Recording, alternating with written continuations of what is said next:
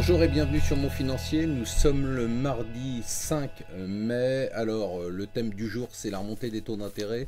0,45% sur les taux allemands à 10 ans ce matin. On était quand même à 0,05%. 0,05% le 17 avril. Alors c'est pas un crack obligataire, mais c'est quand même une sacrée remontée. Rappelez-vous Bill Gross, le Warren Buffett des taux d'intérêt, qui disait que ça serait le trade d'une vie. Alors pourquoi? Parce que le risque de déflation a l'air de s'éloigner pour l'instant en Allemagne et aussi en zone euro.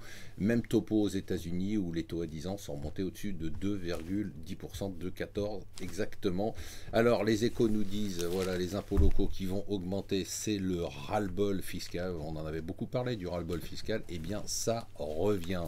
La une de tous les journaux, c'est aussi la Grande-Bretagne, bien évidemment, avec les élections. Alors, on parle beaucoup du programme de Miliband. Miliband qui n'est pas un blairiste, qui est plutôt un travailliste de gauche qui veut taxer les riches. D'autres l'ont dit en France avant et n'ont pas fait grand-chose.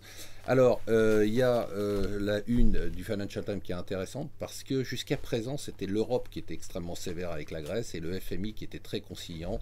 Et depuis quelque temps, le FMI dit non, vraiment ras-le-bol, les Grecs ne font pas d'efforts. Alors, il y a un gros changement, énorme changement et climat de panique dans la délégation grecque depuis que le ministre des Finances a été évincé. Ils essayent vraiment de faire profil bas. Malheureusement, ils ont peu de choses à proposer. Alors, on ne sait pas ce qui va se passer. Ça va mal pour McDonald's. Et donc, du coup, ils sont obligés de tout repenser, leur bouffe, leur distribution, leur division. Ça va être un challenge assez intéressant, un business case à suivre de près. À suivre de près aussi ce qui se passe en Allemagne. Il semblerait qu'ils ont décidé de faire comme nous.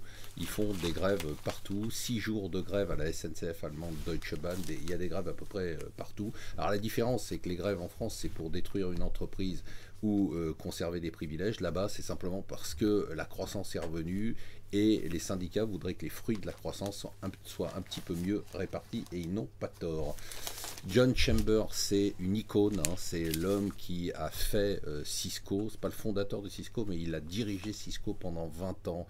Il en a fait vraiment un groupe de premier rang. Il a décidé donc de partir et d'organiser sa succession. Et on finit par le scénario du Parisien, c'est Valls qui irait aux élections de 2017 si François Hollande ne se présentait pas.